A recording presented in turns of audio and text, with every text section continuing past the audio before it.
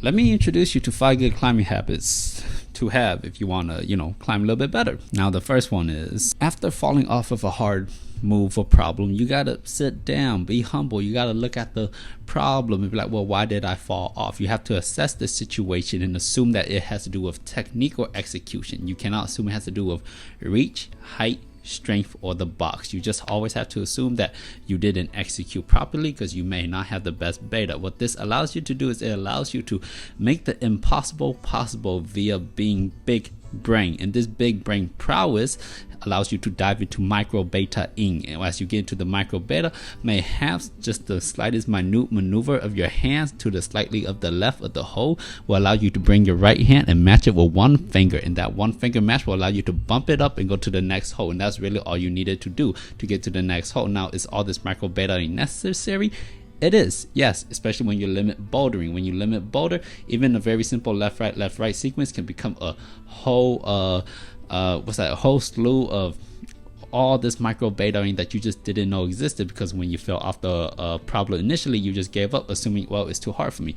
For example, a problem that looks rather simple, but it's actually not as simple as one would think, is a bird in the dreams. Habit 2 is when you warm up on the wall, you want to practice climbing with as much technique as possible. This means hit the drop knees, hit the flags, keep the arms straight, practice hard lockoffs, and you want to do these on really easy climbs.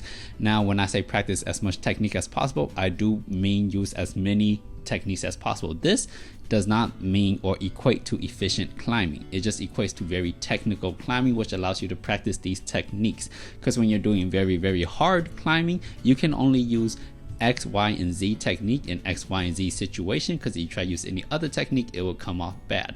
Now, you want to practice using all these possible techniques on easy climbs so that you can translate it to harder climbs, and you can just pick and choose the ones that are applicable for that climb to make that climb easier. I hope that made sense. In addition to that, when you need to create a habit of wanting to be better by setting goals and milestones that you want to hit.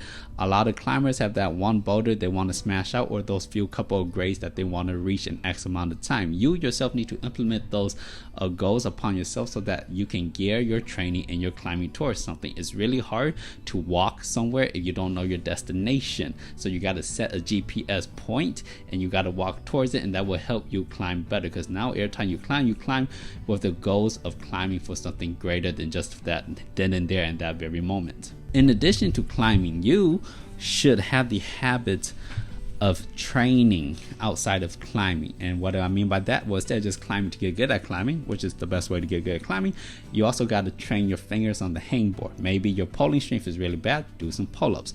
Perhaps you don't know how to lock off properly, practice the lock-offs. Maybe your shoulders are tweaky, do some OHP. Maybe your forearms are hurting, do some antagonistic work.